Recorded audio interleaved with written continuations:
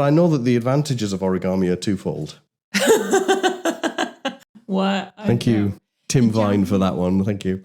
Hi, I'm Kayla. And I'm Pete, and welcome to How I Hobby. We're two pals and hobby obsessives with over 100 hobbies between us. And we're always on the lookout for more. Join us as we talk about all of our hobbies And talk to people we know about their really cool hobbies. Welcome to How I Hobby. In today's episode, we've got a great interview with Connor Baxter, who's pressing all of our nostalgia buttons. But first, Kayla, how do you hobby? Well, Pete, how I hobby is through the Japanese art of origami. Aha! Fantastic stuff. Origami. So, what is origami? Well, origami is the art of folding paper into decorative figures and shapes. Excellent stuff. So, how long have you been doing this? So I got into origami when I was a kid. We had a Japanese exchange student live with us. Right. And we all got along really well. She was so it was an English as a second language. She was in her 20s at the time. So she had finished university and had come over to learn and perfect the language of English. So she came over and lived with us. And she was only supposed to be there for something like 6 weeks. But we loved her. She loved us. She ended up staying for 6 months. And one of the things that she taught me was how to make origami. That's fantastic stuff. Could you still do it? Yes, I can. I can make, so I used to know how to make a crane and a balloon. We have some paper here, folks. Now my claim to fame is I can make a fish. A fish? An origami fish. Fantastic. And actually, I can even do it with my eyes closed. Well, I mean, this is an audio medium, so this is a podcast. So we're now going to... So Kayla has some paper. Yeah. She's now going to make an origami fish. Yeah, so Pete's given me a piece of paper. I'm just going to prep the paper because origami has to... the paper, it has to be a perfect square. So Pete's given me... I'm not sure what size paper this is, but I am just slicing it into a perfect square, which is what you can hear if you're into ASMR. Okay, so we got a perfect square. So yes. For all of our listeners out there, Pete, you can confirm that my eyes are closed. Your eyes are closed. Okay, ready? Yes. So just if you're interested to know what I'm doing, I've taken the square and I've folded it diagonally, but I'm not going to reveal the rest of my secrets. But hopefully, because we are also taking a video of this, you can see what I'm doing. Yeah. I've just done the first thing. Now I'm doing the second thing. I tell you what, podcast listeners are going to be going wild over this. It's never been done before. Origami on a podcast, live with someone's eyes closed. So I've just done I've just done the third thing. The third thing has happened, folks. Okay, now I've done I think I'm on 4. Okay. Maybe. This is maybe 5. I mean, it's not important how many steps I'm doing this in, just the fact that it is happening. It is actually being... I've done a bunch of stuff already. It's happening right before my eyes. It is. I wonder if they could see it on the video. I mean, I'm sure they can. Okay, so the interesting thing about making an origami fish is it's pretty divisive. The definition of origami. Some purists will say, I'm also still doing this, by the way, for all of our listeners. Yeah. Some purists will say that origami cannot have any tears in the paper. Oh. That means that it is not considered origami. However, this fish, Japanese trusted source, taught me how to make this fish, which involves a small tear in the paper. I just saw her doing it, folks. Yeah. I just saw the tear. So, you decide where you stand on this fine line. Yes. But this one includes a super small rip in the paper. I can feel the tail. I've just done the tail. This is like sort of the back bum area. This is the little forehead. And here we have the fish. Oh my God. It's an actual, there we go, folks. An actual origami fish done here live in the studio by Kayla Lean. This is just tremendous. It looks just like Nemo. It's fantastic. Yeah, so that's my claim to fame. I will do that. It. Thank you so much. I will make them. I can make them with my eyes closed. It's sort of my party trick. Sometimes if I'm out for dinner, I'll take the receipt of a bill and I'll just make one and leave it on the table for whoever's next. That's fantastic. I love it. Yeah. That's great. Yeah. All right. Shall we go to our interview? Yeah, let's do it. Fantastic. All right, let's speak to Connor. Woohoo! Woo. All right, so we are here with our beautiful guest. Yeah. We're here with Connor Baxter. He is an excellent in-demand session guitarist and a pit guitarist on the West End. He also plays guitar in Verona, a fantastic prog and ambient metal group. But he's here to talk about his exciting hobby. So welcome, Connor. How do you hobby? I modified GameBoys. Cool. Yeah, I guess it was just like a really good break between, all of the work I'm doing and being self-employed. You're always on the clock and always going, I need to practice, I need to work. But it slowly helped me develop a way to separate that and have some downtime. Yeah. And not worry about it as much. For me, really, it started sort of over pandemic lockdown, where everyone started to have a bit more spare time. So I ended up digging out for a few boxes of old like games consoles and stuff from my childhood, and went, yeah, I've got the time now. let's play a few games, and then I sort of felt I missed my old Game Boy that I had when I was a kid, because it was the first console that was purely mine rather than being shared with everyone, and I loved it. I had like Pokemon and like the little Game Boy camera thing. And I used to play it for hours and hours and hours. But obviously it disappeared at some point growing up, whether it got sold or whatever. Car boot I know, it's always sad because you never think about it when you go up and go, oh, where did that go? So I went on eBay. I found one in the same color. And I finally got it. I was like, great, this is amazing. But then I realized there was a few sort of problems with it. It wasn't like working properly. I started to slowly find people that were fixing them. There was quite a lot of knowledge on how to, basically fix these old, almost 30-year-old consoles now. Jeez. Jesus. Wow. Yeah, I know, which like is horrible to ones. think about. Yeah. Because the Game Boy Color, that came in 98, but like the original one came a bit earlier than that. Yeah. But I started to slowly find that people were customizing them as well and doing loads of different things. Like what? How do you customize it? Well, I'll try and put one on camera. But so this is one of mine. Yeah. So this was the color I had as a kid. But people will have different color, faceplates, control layouts. People make custom buttons out of resin and stuff online that you can order. Basically, it's like, you can modify any little bit, and that's without even touching the electronics, which is another whole sort of rabbit hole in itself. So do you do that as well? Do you modify the electronics? Yeah, so slowly. So it just became a big hunt for me of going, oh, great, I want to learn more about this. Yeah. I don't know if you remember having a console like that as a kid or younger, but it wasn't like a smartphone where it has a light. So people have replaced the screens with stuff like smartphone displays, so they light up now. Different types of batteries.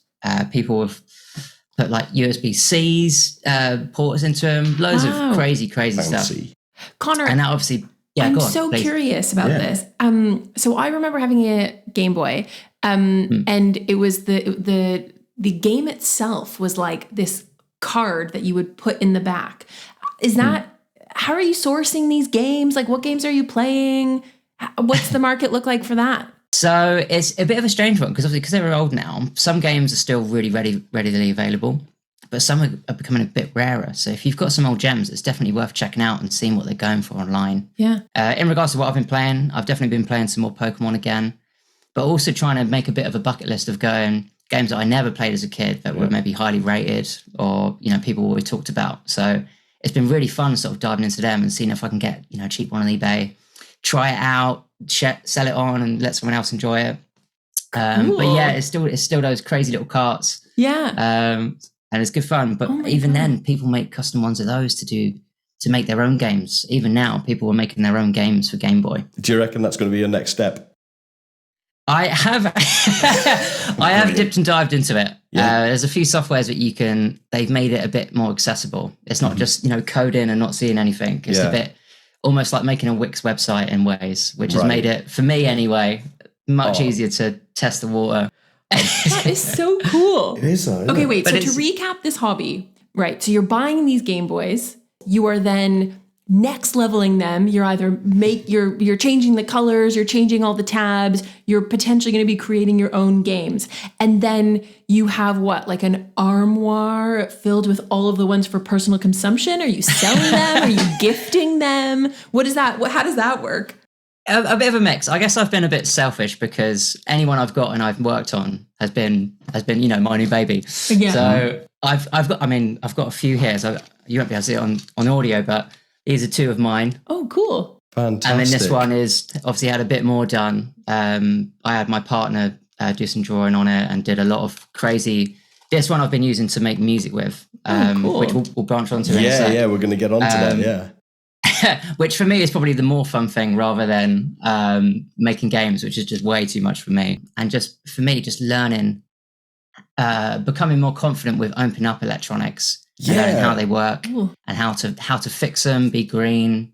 It's branched off to a load of great skills with that as well. Yeah, because there's been a rise in the what is it, the right to repair movement as well, hasn't there? Yeah, just this idea so people that people are selling these, all these, your phone and your stuff like this, and like this thing that we're recording on now, you can't fix it yourself. They make it, and they deliberately make it so you can't fix it yourself. Yeah. So you either have to pay a fortune to get it repaired or buy a new one. Yeah. So there's the right to repair movement is taking off, and you're spearheading it. Yeah, that's so cool. But yeah, the right to repair thing, as you said, is a super important movement. And the interesting thing is everyone in this community of, modifying and hacking and fixing things, they're always sharing ideas and sharing resources. Yeah. Because they all want to make it easy to make these things live longer. So you haven't found that there's, if you're on a forum and you're like, oh God, how do I do this? And you don't get that, oh God, you don't know how to do that. What's the matter with you? You don't get any of that. No, I found that quite open, and I've actually sort of made a few friends worldwide through doing it, through like Discord servers and stuff, because they're always sharing stuff and going, oh, you're modifying that? Great. Let me send you some of the bits that I bought months ago. And people will share things, and it's amazing. There's like people in America or Norway and stuff like that. All over the world, and they're all sharing ideas and gifts and loads of silly things.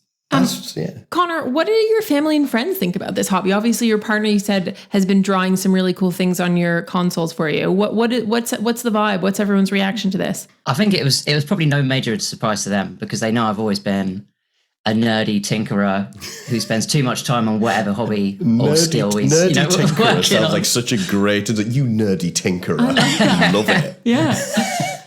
Yeah, so I don't think it was a massive surprise to them, but I've definitely got a few more questions of going, oh, this thing's broken. Can you have a look at it now? Which I'm more than happy to do. Do you also make your own guitar pedals and effects pedals? Yeah, I've tried it a bit because obviously, so as you know, I play guitar pretty much as a job. Yeah. And I love pedals and effects and making the guitar not sound like the guitar. Guitarists do. Yeah, you guys just collect them. I've been to gigs where there's a guy with a pedal board the size of a snooker table, just playing with knobs and everything, and it makes no discernible difference, but they're happy, they love it. Right, yeah. I mean, that, again, it's just a massive rabbit hole. I love pedals, but I think nowadays I've started to trim down a bit purely because, as you say, it ends up just being a massive shelf collection of things you may or may not use. But they look pretty, so do. You can't blame people. So the musical aspect brings us on to making music with GameBoys. Yeah. Chiptune. Yeah. So have you heard chiptune? No. Let me play you some. Please do. Yeah. Is this Connor's so this is one of Connor's track called it. Is it okay if I play Biscuit? Yeah, sure. Biscuit. Yeah. Okay, so here's Biscuit. All right.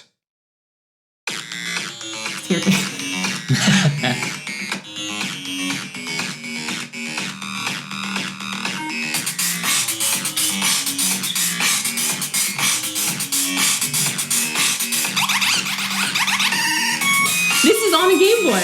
Yeah. That is cool. How cool is that? Yeah. Oh my God. Okay, so many follow-up questions to this. That's Biscuit with the first I is a 1. Cool. Okay, wait. So Connor, when you record that, if you were to hold the Game Boy in your hands, like, how are you making those sounds? They uses what we call a tracker software. Okay. So essentially, it's trying to really dive into how they would have made music for games back in the sort of 80s and 90s, where you didn't have stuff like Pro Tools or Logic, where you can just get your microphone, click record, and go, You know, because the memory limit was so low, you essentially had to use a chip that's in the circuitry, which can make, like a synthesizer, it can make noises, but you need to tell it what it's going to do at any point in time to save space rather than recording the audio, if that makes sense. So someone called Johan Kalinske made a software for a Game Boy. He made a software to put on a custom Game Boy cartridge. Yeah. As a music tool. Made it completely free. You can donate whatever you want to support him. And he's even now he's updating it all the time. Wow. But essentially what you get, I don't know if I'm gonna be able to show it on the camera. You get a little grid system with loads of numbers. Yeah. So you got to imagine, so you've got sort of 4 instruments, 1, 2, 3, 4. Because the Game Boy, it can only make 4 different noises at any given point. Oh, that's cool. all you've got. Okay. And all of them, obviously, every you heard there is either a little bleep, a bloop, or white noise. A squelch. It's very limiting, but it's really helped with creativity. So you're essentially going to go, right, okay, well, in this bar of music, I'm going to get this one to play that note, this one to play that note, and I'm going to make it sound like that. And that's pretty much all you get. So everything you're hearing there is one Game Boy, 4 individual pieces of sound at any given time. Oh my God. So not only did you find this hobby in COVID of just buying these older consoles, not only did you start buying them, not only have you been restoring them, not only have you been revisiting all your favorite childhood games, but you're also now creating music on it. Yeah. It's awesome. It's fantastic. It's so cool. That is like 17 hobbies in one. That's like one vehicle by which to have like 5 different hobbies. Yeah. That is so cool, Connor. It's value for money hobby. Yeah. Which actually, there's a good point. Is it expensive? How much does it cost to do this hobby? It can be. It can be. It depends on what you're doing. You know, if you want to do the sort of screen upgrades and stuff like that. But it doesn't have to be crazy, because these, you know, I imagine a lot of people still have them in their attic, hidden away in a drawer, you know. So it's really accessible to get into. What advice would you give to somebody like myself who barely knows one end of a soldering iron from the other? I'm utterly terrible. There are kits made that require no soldering whatsoever as well. So as I say, it depends on where you want to go. So you can get, you know, for some of these, they'll basically go, that's fine if you can't solder. We'll make a slightly bigger kit, unscrew it, plop it in, and there you go. Yeah. Connor, I would love to know, what has this new hobby taught you about life or about yourself? I think the biggest thing is probably that it's probably for me separating work and hobby, because I work as a musician, which obviously for the longest time was my hobby. It was just the thing that I was addicted to and just wanted to do every single day going up, and mixing that pleasure with work. It can get a bit gritty sometimes, because you're always worrying about what you should be doing next and how much you should be working and not switching off. I think the most valuable thing for me was this was a completely separate hobby. That one I wasn't very good at. It was a completely new skill with the electronics. And it's just been really refreshing to just learn something completely new and different, and see sort of how it's affected my other parts of life as well. Like, it's made me a lot more handy around the house, believe it or not, which I probably wasn't before. Especially with us, maybe recently, it's been a bit nicer for the DIY and going, okay, I think I can tackle this if I do a bit of homework. Yeah. So both that splitting time and relaxing, and just being more confident with trying new things, basically.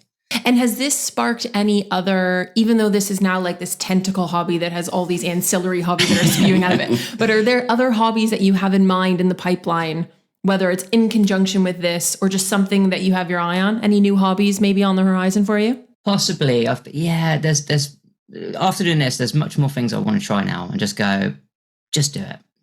So one thing I would like to try later in the year is stuff like live streaming, and trying to combine some of these things. I've been reading up a lot about that and stuff like OBS at the moment. Because I'd love to be able to do some like virtual live performances, or sharing, you know, the hobby, modding the Game Boy with a community or something silly like that. So in a sense, that's sort of a hobby, but also recording more music and trying to bring guitar music with Game Boy music. That would be the big next thing for me to try and bring together. Cool. So it's not like we're going to see you like building your own bicycle and doing the Tour de France. That's not necessarily on the horizon. Yeah, maybe not. I think I sit in my bedroom a bit too much for that. Yeah. I'm just thinking of something that's like so different from your current. It's just different from your current hobby.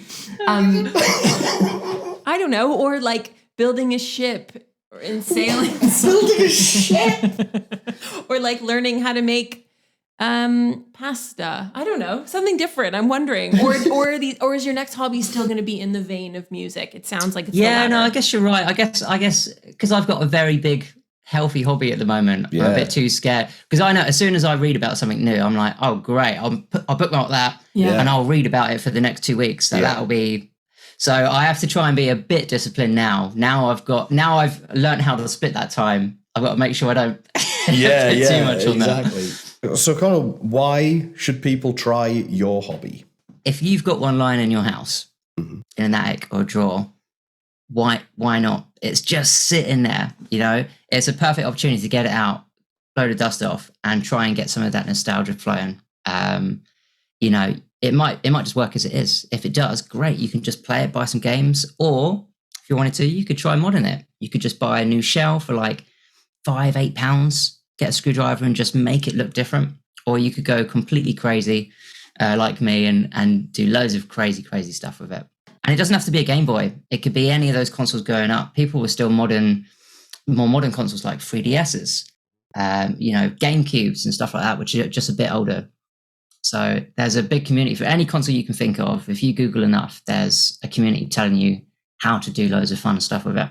Cool. Okay, so your call out is to all hoarders out there that seem to have ancient technology still in their attic. This is for them. You can resurrect it. I love that. Okay, I cool. think so. Connor, this has been so cool. Yeah. I have learned what the definition of modding a Game Boy is. Yes. I have learned all the different ways that you can mod it, that you can add to it, that you can use it as a vehicle by which to do other things. While I don't know if this hobby is going to be next on my list, it feels like it might be next on yours. Oh, I'm definitely gonna investigate it. And I also love how like this hobby has now helped you kind of separate work and play. Yeah. And how it's, it sounds like it's like sparked all these other intellectually stimulating sort of aspects of curiosity, really, which I think is why a lot of people gravitate towards different kinds of hobbies. Yeah, definitely. This has been so cool. It's been fantastic. So, Connor, where can people find you on online or I mean, not necessarily in the real world? That might be a bit weird, but where can people find you? The two main places you'll grab me is probably Instagram and YouTube. So Instagram, it's Connor Baxter Music. Right. And then YouTube, it's Connor Baxter, or Connor Baxter Music normally puts you there much easier. And you'll find loads of, big mix of guitar music, Game Boy modern. Instagram, you'll get stories of if I'm ever fixing something. You'll get, I've enjoyed trying to do stories of going, oh, great, we're fixing this thing. How did I do it? What tools did I need? And that's been quite fun to make. So definitely have a look there. Brilliant. Well, Connor, it's been fantastic speaking to you. And you too. Yeah. Cheers for having me, gang. Not at all. It's an absolute pleasure. Yeah. So stay in touch. Yeah. Everybody check out Connor. Yeah, check out Connor. Yeah, because that music's absolutely fantastic. Yeah. Connor Baxter. Yeah. All right, Connor. Great to see you. Toodles. See ya. Bye. See you soon. Bye-bye.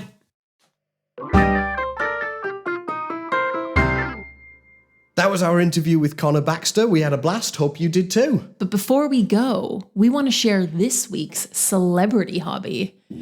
Drum roll.